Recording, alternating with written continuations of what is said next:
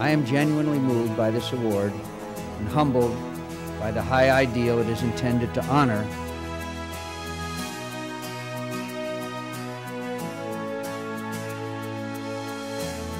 For us women of Liberia, this award is a call that we will keep walking until peace, justice, and the rights of women is not a dream, but it's a thing of the present.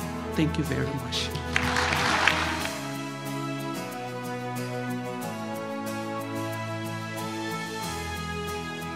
It's been a hard 2 years for me, but I want to make the world a better place.